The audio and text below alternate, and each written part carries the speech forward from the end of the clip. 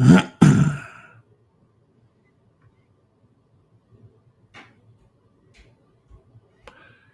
everyone. Um, think this is working now. Um, yeah. So I just wanted to do a quick little live, just a solo live, just me, and just kind of run through some assorted topics I've been wanting to do videos about. I have this like huge list of just topics I want to do future videos about, and the list just keeps getting longer and longer and longer and longer and longer. And I feel like a lot of these topics I'm just never going to get around to actually doing a video on. So I just kind of wanted to do a quick little solo live stream and run through kind of some interesting topics that I haven't really looked into that much, but that I feel like are pretty interesting just from the little that I've read about them before. So I don't think Kurt will be joining on this one, but I'm sure we'll have some other videos coming up here, some other live streams, and I know his the Derp with Kurt show launched, and the first episode was awesome, and he mentioned having me on that, so I'm sure we'll be doing that as well. But yeah, I figured I'd just kind of run through a couple just assorted random topics and kind of scroll through the comments and see what kind of see if anything interesting pops up there as well. So let me add this here. And the first thing I wanted to talk about, and I mentioned this in my last live stream with Kurt before he came on, I was just kind of looking for things to talk about to kind of pass the time. And I mentioned this book, The Zero Effect, and I'm super intrigued and really want to get my hands on this book. It is very, very rare. But someday I would really like to get a copy of this book. So basically what this book is about is how for a really long stretch of time, almost two centuries, almost 200 years, every president who was elected in a year that ended in zero died in office. And it's this really, if you look into it, I'll move this over here. And if you look into it, it's really bizarre. It's like this really strange pattern because for a long stretch, every president who was elected in a year that ended in zero died in office. And so, just kind of running through these, in 1840, William Henry Harrison died a month after he was inaugurated. In 1860, Abraham Lincoln was assassinated by a lone nut. In 1880, James Garfield was also assassinated by a lone nut. In 1900, William McKinley was also assassinated by a lone nut. In 1920, Warren Harding died while he was in office of a heart attack. And in 1940, FDR died in office of a heart attack. And then in 1960, JFK was obviously assassinated.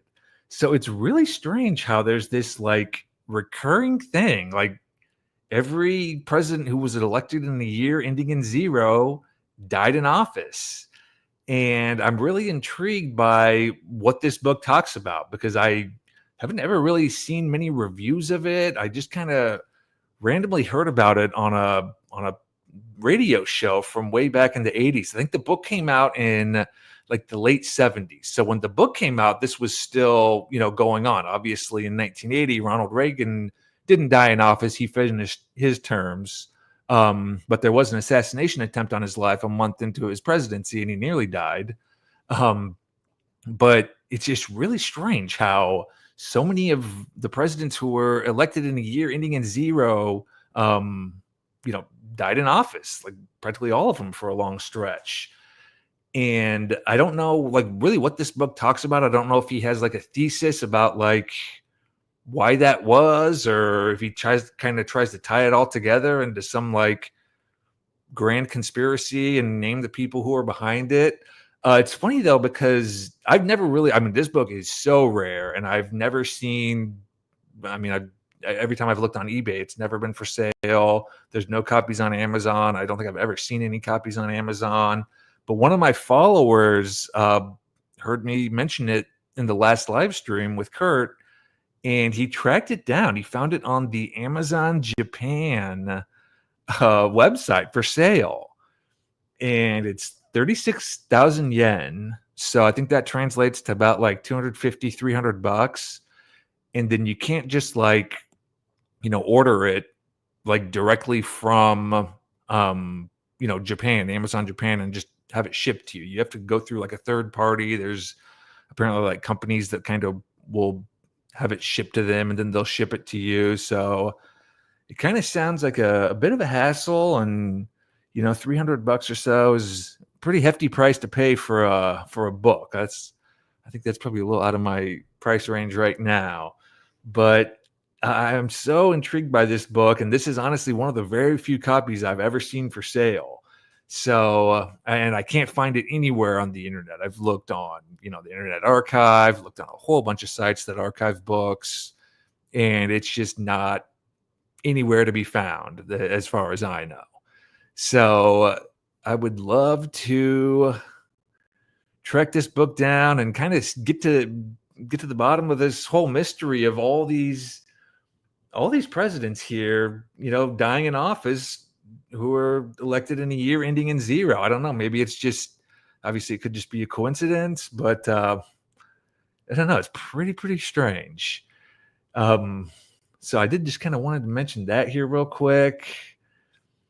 And then let's see, what else do we got here? So I also wanted to talk about, so I did a video about Howard Hughes.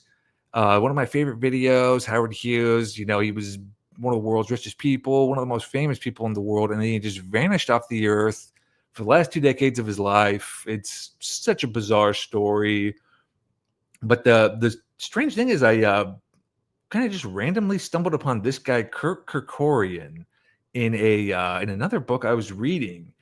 And it was really strange to me how many similarities he had here to Howard Hughes. So this guy was a multi billionaire, one of the richest people in the world for a while. And him, like Howard Hughes, he was just a total recluse, just totally basically vanished off the face of the earth for a very long stretch of his time, or a very long stretch of his life. He ran this company, Trescinda Corporation, and he owned MGM Studios. He bought them in 1969. And what's really strange is he's got all these similarities, so Howard Hughes bought RKO Studios, so he also owned a movie studio. And Howard Hughes was like a famous aviator. Obviously, the Leonardo DiCaprio movie was named The Aviator. And this Kirk Kerkorian was also very heavily into aviation. And then another thing about Howard Hughes is he, later in his life, Howard Hughes, quote unquote, either Howard Hughes or the people who were controlling his empire, just randomly moved to Las Vegas when he was supposedly this like decrepit shell of a man, and just started buying up all these casinos in Vegas and basically built this empire in Vegas. And, it was just a really strange thing for Howard Hughes to do later in his life. And this Kirk Kerkorian also had like a hotel empire. He ran the MGM Grand Hotel Casino in Vegas, which was the biggest casino in the world. The Flamingo Hotel, and so he was really involved in casinos as well, just like Howard Hughes.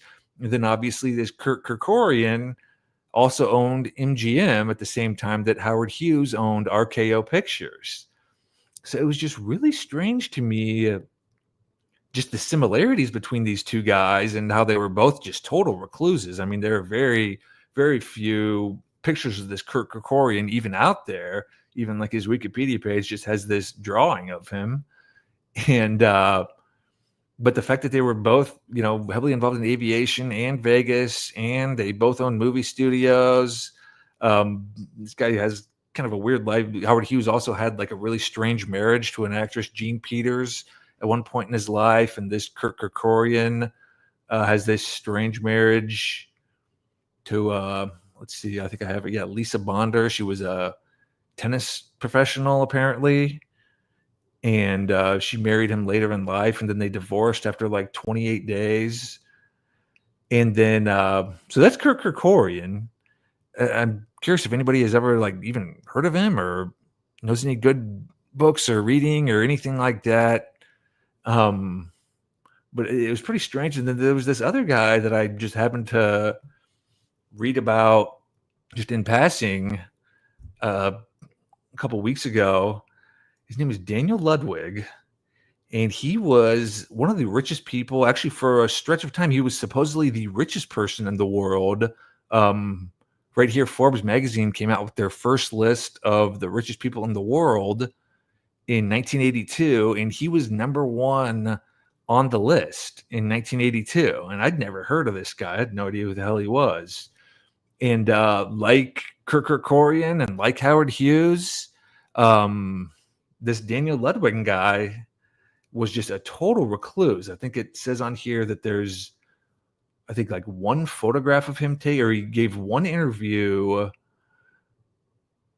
Let's see, where was it?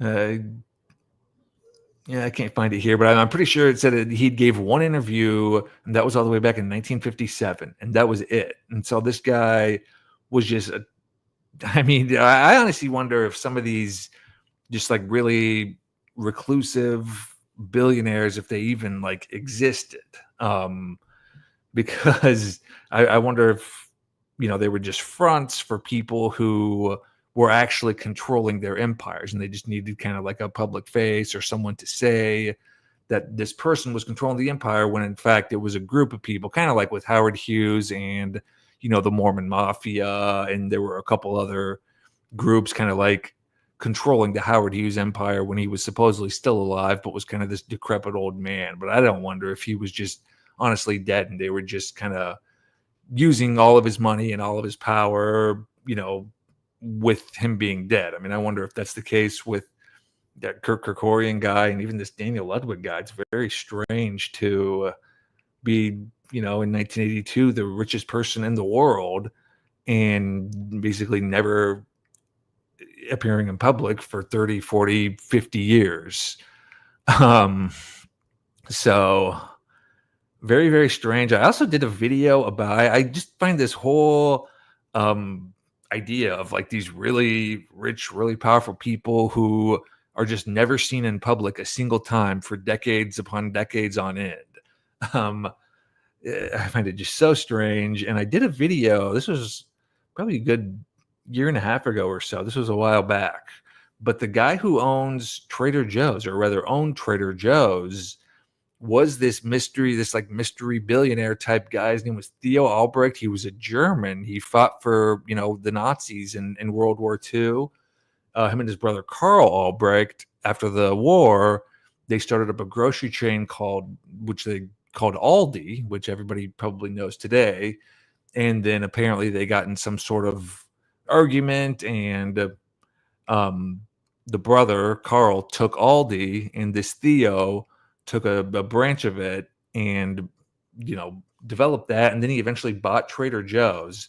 But anyway, this Theo Albrecht and this Carl Albrecht, they weren't seen in public a single time for like the last like 4 decades of their life. And it's so weird to me that just all these people who are so rich and so powerful and really so well known can just vanish off the face of the earth for just such long stretches of time. So I find that weird. I haven't really, I kind of had it on my list to look into some of these guys, especially Kirk Kerkorian a little more, because his whole story really sounds pretty strange, very Howard Hughes-esque. But again, there's just so many things on this list of videos that I'd like to do, or topics that I'd like to do videos about, that I don't know when I'll be getting around to some of these topics. So that's why I kind of wanted to just run through a few of them here in a live stream and see if anybody has any good comments or any knowledge of what's going on here. I might actually go through the comments here real quick. So this is Jorge. All right. Yeah. Hey, I've got plenty of books to recommend. So just name a topic. I typically can give pretty good book recommendations for quite a few. And if you want really good book recommendations, my favorite or one of my favorite YouTube channels is this guy. I don't know his name actually, but his channel is called Interesting Books Reviewed, and he just always he just always reviews like really interesting books, like the title says. And a lot of them are like kind of conspiracy bent. He does a lot of like alien stuff and like global conspiracy politic type stuff, assassinations. But he's got a fantastic channel just full of a lot of really, really good books. On your Patreon, reading amongst your research. Yeah, I mean, I usually on Patreon and on the YouTube subscription option, I'll include like links to a lot of the books that I use. I don't know about reading the books. That would be that would be a pretty long video. But I usually list out like books and websites and things like that. I have a number of I call them bibliography videos, and I have a number of those that I needed to talk about. This is another very strange thing, the whole Mormon mafia that was controlling the Howard Hughes empire. And then Elon Musk's right-hand man is this really devout Mormon as well. It's the guy who he's actually the CEO of Neuralink as well. So he's like Elon Musk's money man who, from what you can find out there on the internet, it sounds like he basically controls Elon Musk's money or plays a big part in kind of how he spends it. And he's a Mormon dude, and he's also the CEO of Neuralink. So got a lot of power. I foresee a Kikorian banger. Yes, hopefully one of these days. Kikorian, a handler. Oh, that's interesting. It could be. I'd chip in 100 bucks for the Zero Effect book. Hey, if you chip in 100 bucks, I would probably cover a lot of the rest. How many unknown billionaires secluded in swanky bunkers that we never know of exist today? I wonder. I'm sure there's a lot of them. I think it's always the people who you don't know and who you've never heard of who those are the ones with the real power. The people you've heard of don't really have the power. I mean, they have power, but not the true power. It's the people in the shadows who have a lot of the power.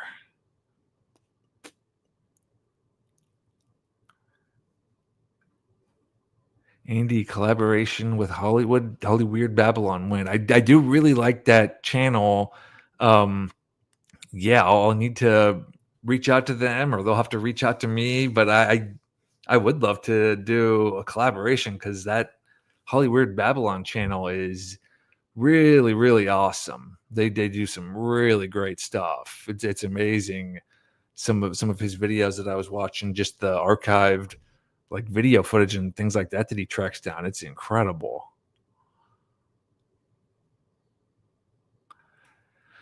The Mothman prophecies. Oh yeah. I could totally see that being a psyop. Actually, the idea of that being a psyop kind of ties in with something else I'll talk about here in a bit. Mitt Romney, another Mormon, yeah. No, I haven't heard of the AI dark factories, but I'm intrigued. So tell me more.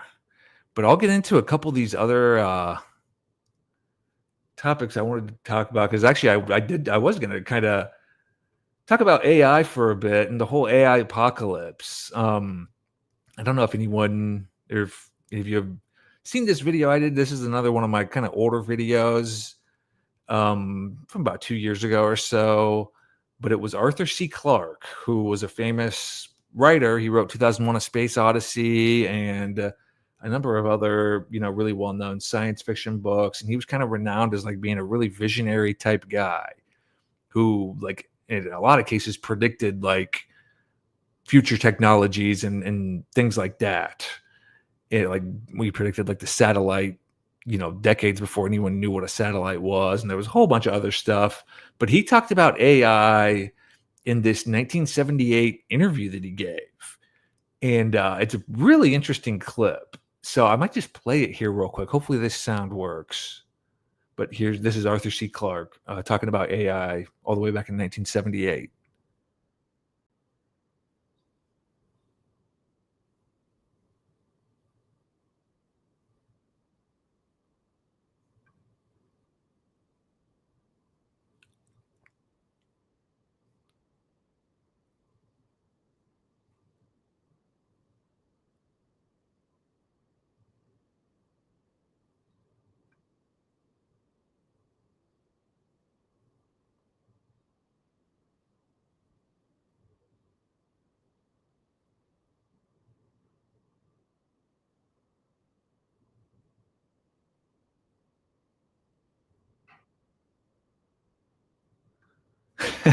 So it's pretty dark prediction he's got there, saying that basically what we're doing with AI and making it so advanced is that we're essentially creating our own successors. And I do kind of think this whole AI, like, I don't think it's an exaggeration to call it the apocalypse. I really think, like, to me, like, the scary thing about AI is, like, very shortly, I feel like it's just going to kind of destroy people's ability to be like creative on their own. And like, there'll be, generations who will rely on AI to write and rely on it to read, or maybe not read, but rely on it to like create things, draw things, design things.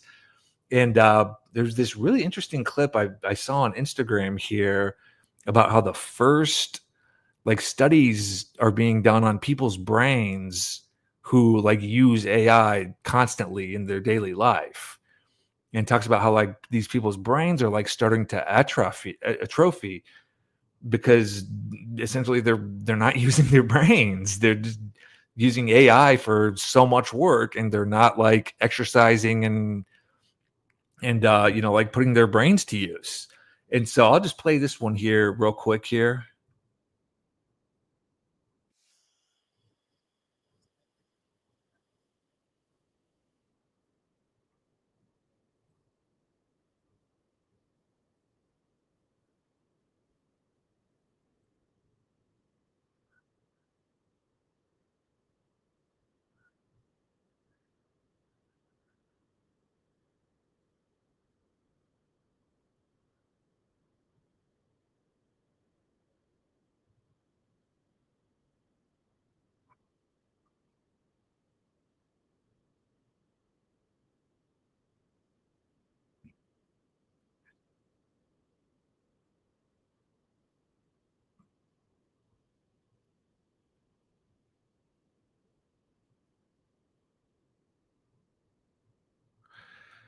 So again, like, it's like when I say like the AI apocalypse, it's not going to be like the Terminator where, AI takes over and launches all these missiles and just wipes everyone out. It seems like it's just going to be like kind of sort of like a gradual thing where it's just going to kind of really affect a lot of people's ability to be creative, and they're just going to become so reliant on AI to do a lot of these things, these basic creative functions.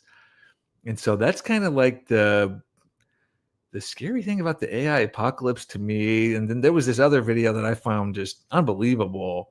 It was actually Elon Musk who tweeted it out about just how advanced, this AI is becoming. And this is basically, just showing how fast it becomes. I'll just play a clip for you this here real quick.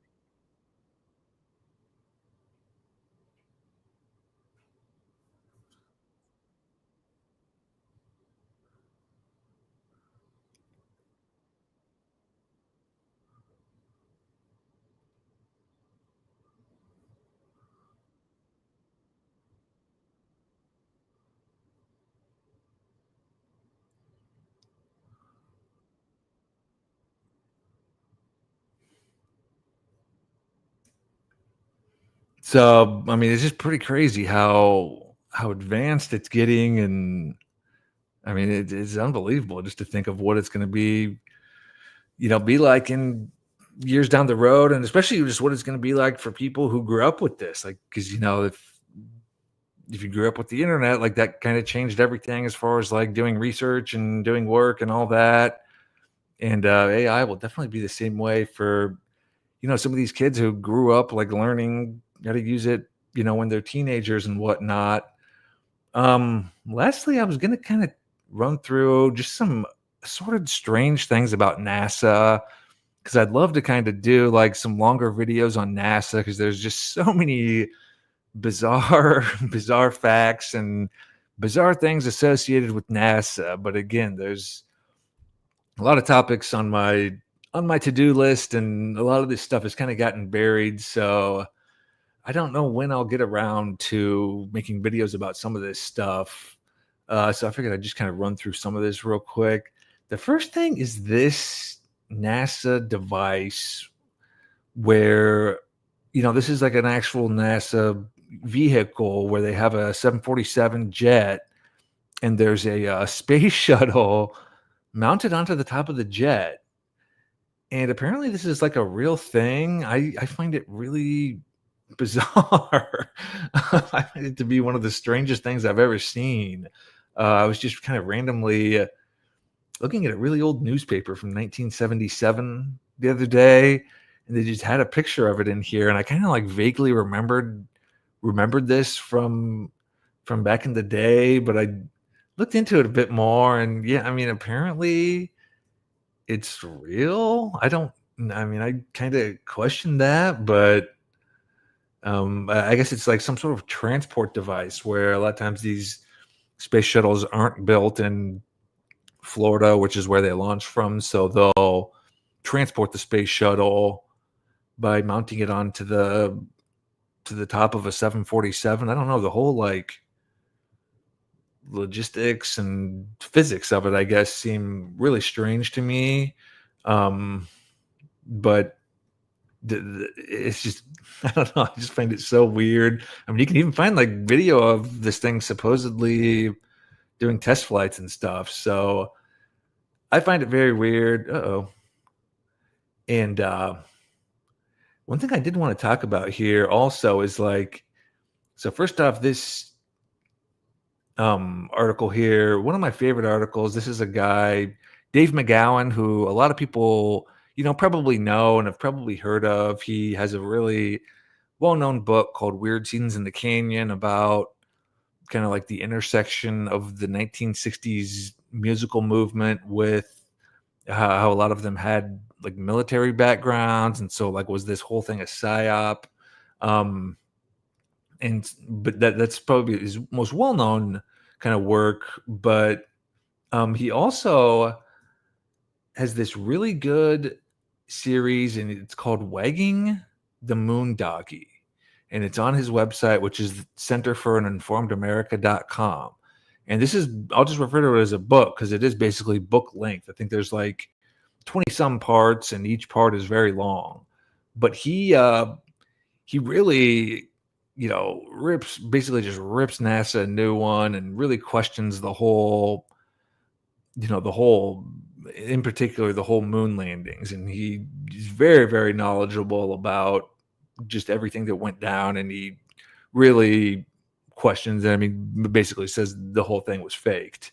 Um, but he also kind of devotes some time to talking about some of the weird, like vehicles that NASA has come up with over the years. Like this is the NASA buggy, which I don't know if you've ever kind of actually like looked at this thing, but I mean, this thing is just basically, just a total piece of garbage.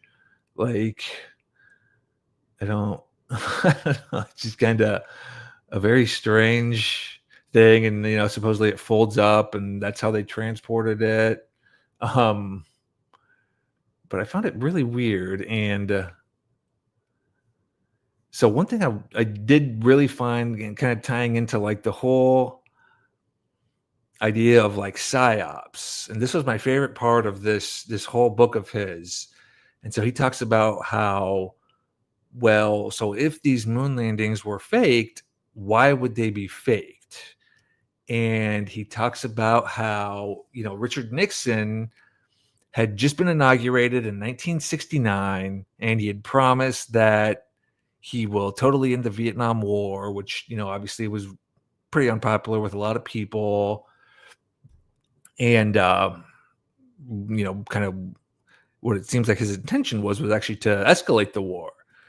And so right here, like this last sentence here, what Dave McGowan is saying is what he needs is a diversion, some way of like kind of getting people to not focus so much on Vietnam and focus on some other things. And what he talks about in this book of his is that the moon landings seem to be sort of like a psyop used to distract people from everything that was going on with the Vietnam War. Because a lot of these moon landings that happen, because we used to go to the moon all the time. We used to go to the moon every like 5-6 months. It was just a totally common thing. But what he talks about in this book, this Wagging the Moon Doggy, is that a lot of these moon landings basically like coincide and line up the timing wise with a bunch of like really, really major events that happened in the Vietnam War. And so what, Dave McGowan talks about is how or he just kind of questions like, well, were these moon landings staged to divert attention away from these major, events of the Vietnam War? So he talks about how in May of 1969, there was an illegal carpet bombing of Cambodia, and let's see here. In truth, however, oh yeah, so in Richard Nixon is kind of promising to bring people home, and then on the 14th of July, Francis Reitmeyer is granted conscientious objector status, and he starts talking about the CIA's Phoenix program and the torture tactics and the assassination things he was involved in. And so right as this guy was getting ready to kind of talk about that, Apollo 11 launched and landed on the moon, and that just totally stole the headlines and stole all the press coverage, and that was all anybody talked about, and Vietnam was just totally forgotten. And then 4 months later, Seymour Hersh, who was a journalist of the time, he published a story about 500 some civilians being massacred in My Lai, and that brought another like wave of people, protesting the war and being pissed off about the war. And then right after that happened, there was another moon landing. And so it really kind of, because especially back in the day when like, back in like the 60s and 70s, there was only just a handful of, TV networks, and, there wasn't cable TV, there wasn't 24-hour news. Like, and typically how you got your news was just the nightly news broadcast for half an hour, and then like whatever appeared in the newspaper. So if there was like a major story like this about the Vietnam War and you wanted to kind of bury that story, you had to come up with a story that was even bigger than that. So that would steal the headlines and push everything else down. So that's kind of what Dave McGowan talks about in this Wagging the Moon Doggy book, is how there's like 5 or 6 instances where, there were these really horrible either massacres or really horrible information getting out about the Vietnam War. And then it just so happens that right as that was getting, leaked out and everything, a trip to the moon happened, and it totally diverted attention away from it. And then as he says right here, let's see here, where was it? But anyway, after the Vietnam War ended, I don't know where the highlight was. I thought I had it highlighted. But anyway, after the Vietnam War ended, we never went back to the moon. And so like even the ending of the Vietnam War coincided with the ending of all the moon trips. So anyway, long way of saying this whole Wagging the Moon Doggy book here. I mean, it's not a book, but the whole web series is so good. And it's just really interesting to me how something as massive as like the moon landing, which is one of the most iconic events in the history of the nation, how that could have very well possibly been a psyop to distract people. And it's just crazy to think that something that big was pulled off just to distract people. I did a video about the whole Challenger explosion, which is another really, really strange thing involving NASA, because the people who were supposedly on the Space Shuttle Challenger, people who looked exactly like them and in a lot of instances had the same names, they were found like years down the road, decades down the road. And it's like, well, wait a second. Are the astronauts who supposedly died in the Challenger crash still living? And if they are, why did they blow the space shuttle up? Why did if they weren't actually on the space shuttle, why did it blow up? And I kind of wondered in the video if it might have been tied into this thing called the Gander Crash, which was in Gander, Canada, and it was a military crash. It's the worst air disaster in the history of the U.S. military. Happened in 1985, just right before, just about a month and a half before the whole Challenger crash happened. I think it was 257 people died, 256 people died. And it's the worst air disaster in the history of the U.S. military. And there's a massive, massive mystery around the people who were on this flight and what they were up to, because they were flying from the Middle East. And they were on some sort of like kind of secret mission in the Middle East. So there's a lot of questions about like what exactly they were doing over there. This was right in the heart of Iran-Contra. Also did a video about that. Iran-Contra was just so utterly massive, so much more massive than, the official story. And so anyway, in the video on the Challenger crash, I wondered if, well, maybe the whole Challenger crash was staged to distract attention away from this Arrow air crash, because no one's ever heard of this Arrow air crash. It happened. It was a really big deal for a while because there's a lot of indications that this was blown up on purpose and this plane was sabotaged. And again, it's the worst air disaster in the history of the U.S. military. 250 U.S. soldiers died in it. It was in Gander, Canada. They were flying back from the Middle East. And so basically what happened after this was people were really, baffled and outraged, and they wanted answers about, well, why this plane just randomly crashed after it took off from the airport in Canada and killed all these people. And if they had continued looking into it, it might have uncovered some links of the people on board to Iran-Contra, and it could have exposed Iran-Contra like years before it actually did become public. And Iran-Contra involved a lot of powerful people who were doing a lot of really bad things. So anyway, it's interesting that Dave McGowan talks about the moon landings potentially being a psyop to distract from the Vietnam War, when I was kind of questioning the same thing with the whole Challenger explosion being a psyop to distract from this Arrow Air Gander crash and its links to what was Iran-Contra. It wasn't known at the time, but it was going on at the time.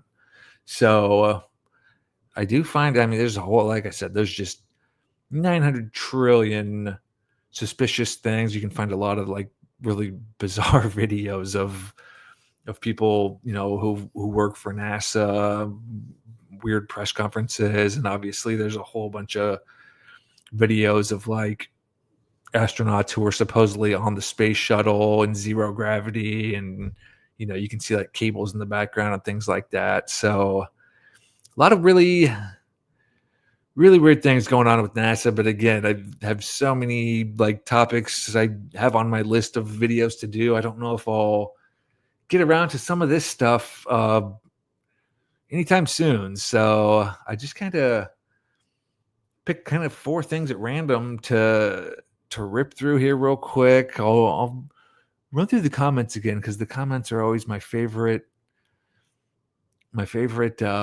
part. There's always some really good comments. So let's see here. Oh shit. So there wasn't audio for that video, was there? No sound, dingus. Okay, sorry about that. I don't know why that was. I'll have to look into that, but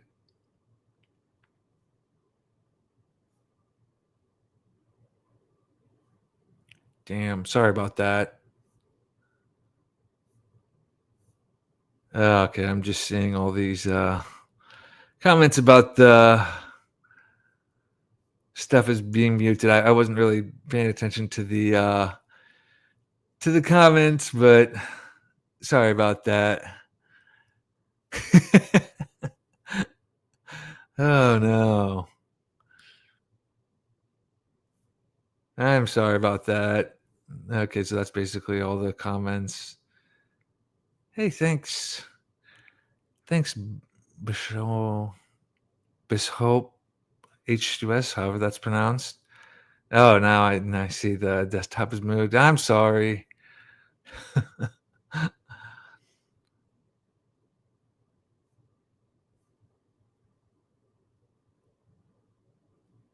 Yeah, yeah, so this is, like, kinda the story with the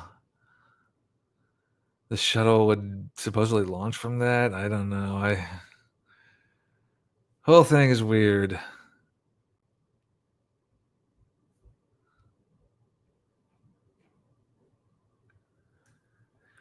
LOL Field Love was an amazing YouTube channel completely devoted to the program to kill theory. Interesting.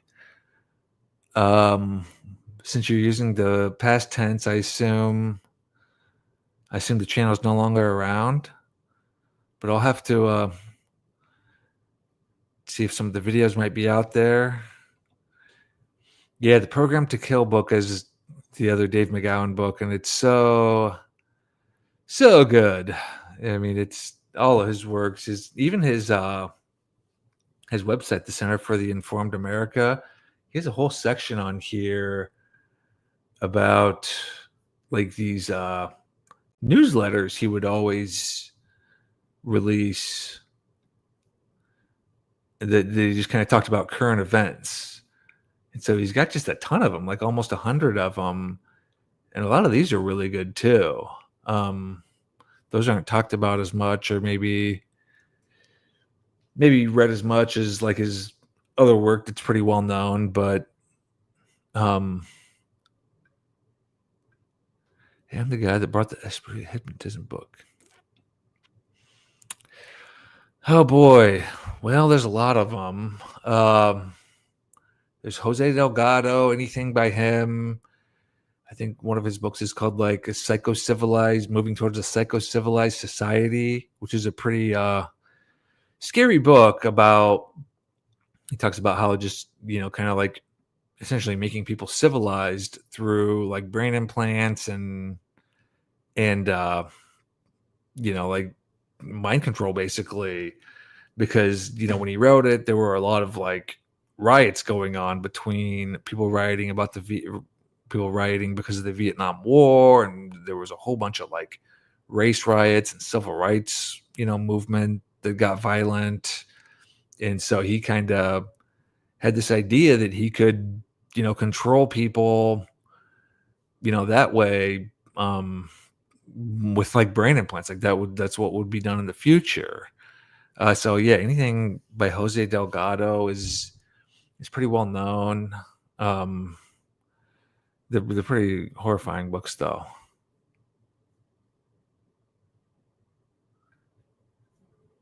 Yeah. Yeah, that's kind of the yeah, that's the funny thing, because Dave McGowan actually mentions that in his book, how back in the late 60s and early 70s, travel to the moon. I think the moon's like 200,000 miles. I could be totally wrong on that, but it's a long ways. And since then, the farthest anyone has gotten is 400 miles in orbit.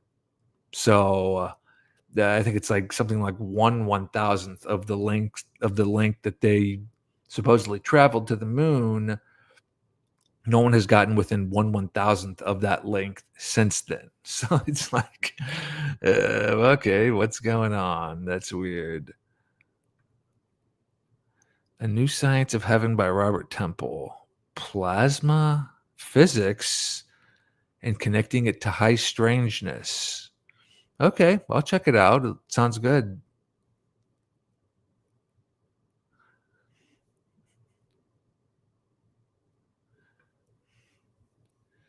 Yeah, I this is a really interesting theory too, about how we encountered someone or encountered something on the moon that told us you ain't we don't want you coming back, and that's why we haven't been back. Yeah, Program to Kill in the Phoenix program. Yep.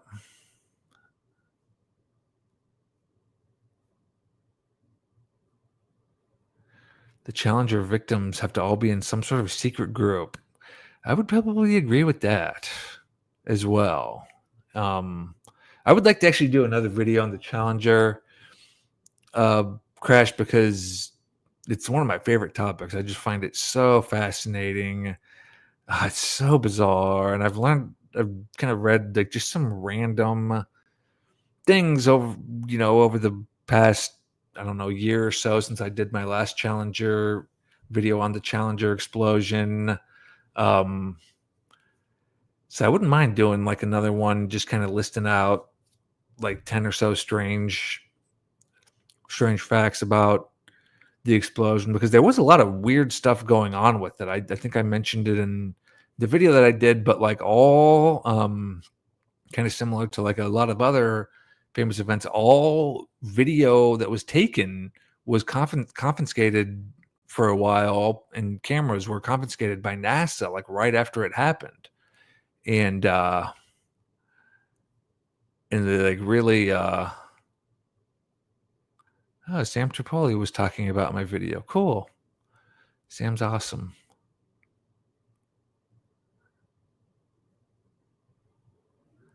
Yeah, sorry about the audio. I'll have to get that figured out. What are some upcoming videos? Yeah, I've been really busy with, I have a day job, so I've been really busy with my day job, and then past 3 weekends we've had like things going on. So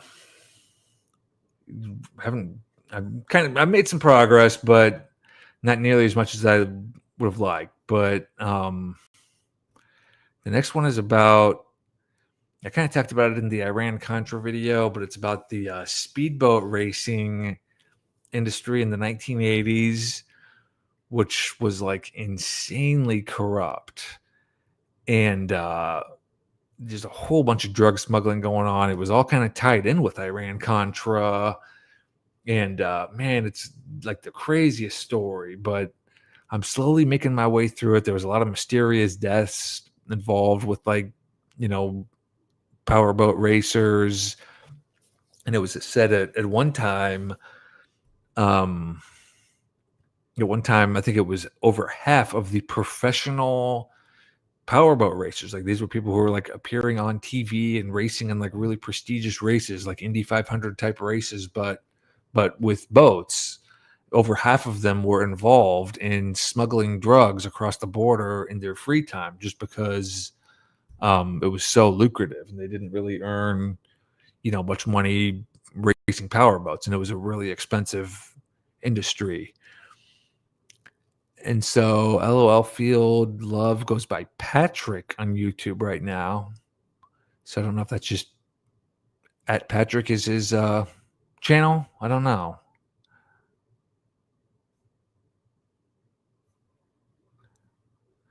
Yeah, and then after the powerboat racing one, I don't know what wow,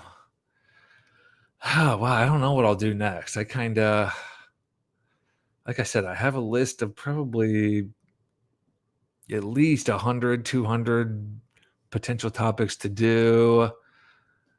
I don't know if anyone's ever heard of this guy. His name was Peter David Beater, and I always talk about Mae Brussel in my videos. She was like a researcher from the 1980s who always had a lot of really good info. But there was another guy, his name was Peter David Beater, and he claimed he was a real insider, um, like really connected to a lot of powerful people. And he would always come out with like audio letters. They were almost like podcasts um, about like basically what was going on in the world behind the scenes. And he came out with these all throughout. Yeah, Peter Beater, it was his name, but he was a real person because people actually looked into it. Um, but man, his work is so interesting. So I might do one on him. It's a lot. There's a lot of information there, and it just kind of jumps around to a whole bunch of different things. So I don't know if that would be a really big undertaking. But there's some. Well, I mean, he talks about um, human cloning and body doubles for presidents and just a whole bunch of absolutely insane stuff, like military technology that makes planes invisible, and He talks a lot about the Rockefellers. I've done one video on kind of the whole Rockefeller dynasty and mention them in a lot of other videos, but yeah, they were really powerful at the time, and he talks a lot a bit about them. So the new LOL Field and Stream channel is called The Deliberate Stranger. Okay, so The Deliberate Stranger. I'll check that one out.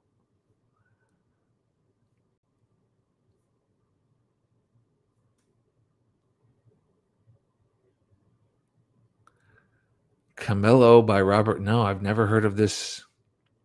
Those old Donzi books were sick, or those old Donzi boats were sick. Yeah, the guy who made them was named Don Arino, and he was murdered. He was gunned down in the street in his Mercedes one night in 1987 in Miami, because all these dudes were based in Miami.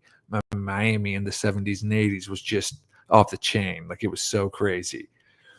And yeah, the guy who designed and created those Donzi boats, his name was Don Arino, and he was gunned down gang style in Miami. I talk a lot about that actually in the upcoming video. The Net Uni Bomber is a good duck. Never heard some of the things brought up, like Mirror World, tech stuff, MK Ultra. Half sub on YouTube. Net Uni Bomber. Okay, check that one out. Thanks, Jorge.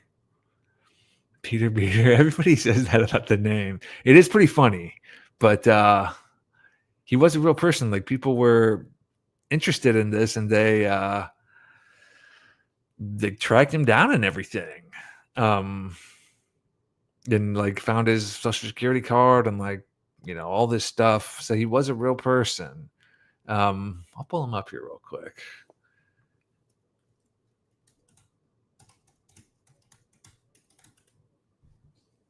So here he is. And he has this whole history. He was always involved in Washington, D.C. He has a book called like The Conspiracy Against the Dollar.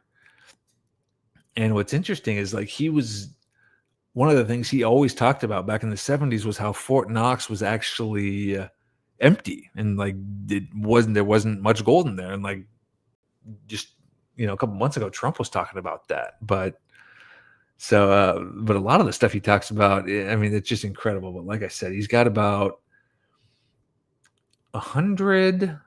Yeah, I think there's 100 of these audio letters. No, there's 82 of these audio letters that he came out with. You can listen to either the MP3 or just read the text.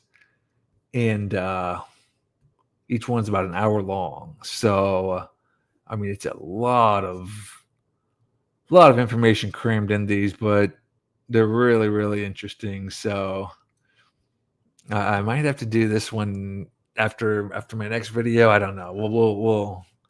We'll see. There's a whole bunch of other topics. I've been kind of focused more on like the 80s lately. There's this journalist, Jessica Savage, who was a really good journalist back in the day, did some like really kick-ass journalism work. And then she died like pretty mysteriously in about 1983 or so. And there's kind of some talk that, there was way more to the story of her dying, that she was, looking into some serious stories. There's also this girl. This is a weird story. Yeah. Smith.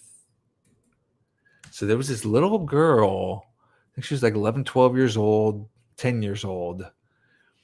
Her name was Samantha Smith. And she kind of became like a celebrity in the 1980s. She kind of became like a celebrity in the 1980s for a brief while. You can find like videos of her on like the Today Show and being interviewed on late night shows, because she supposedly wrote a letter to one of the leaders of the Soviet Union, and she got a reply back from him, and he invited her to come over to the Soviet Union. And so she did go over there, And then she kind of became like this peace, activist, I guess, who always talked about like, oh, we, shouldn't be at war with the Soviet Union. Like they're not that bad. Then she ended up dying in a plane crash, just like a couple years after she became a big deal. Like she was only like 12 or 13. And yeah, it's really sad. But there's some definite strangeness going on here because it was right at the heart of the Cold War. So yeah, I was thinking about doing this one as well. And actually, it was Jessica Savage who interviewed this Samantha Smith in one of the main interviews she gave. So there's kind of that connection there. Yeah, I don't know. I'd like to do the OJ case also because there was a lot of weird stuff going on with the OJ case. A lot of like drugs, a lot of connection to drugs. Especially just like this video I'm doing now about the powerboating industry. There's all these people, uh, just involved in smuggling drugs and selling drugs. And it turns out that like one of the guys, his name was Joey Ippolito. He was a pretty well-known gangster. He dated Nicole Simpson's sister, and OJ was friends with a couple people who were mentioned as I was like researching this whole powerboat story. So it's I think there's way more going on with the OJ case, and I think that would be a really interesting one to look into. Thank you, Rico Sauce. I appreciate that.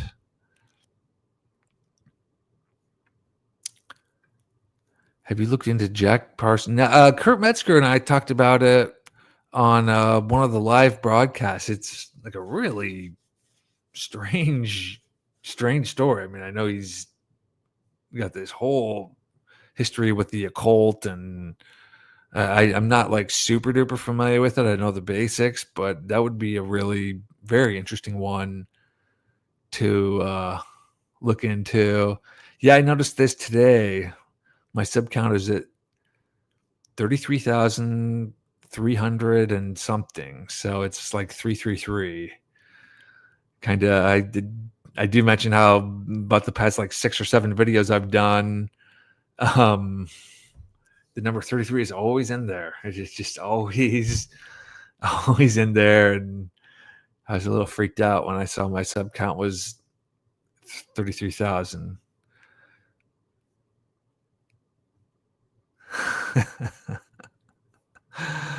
All right. Well, I didn't plan on taking up everyone's time too. Yeah, OJ was innocent. I want to see if anyone has any good stuff on OJ. Yeah.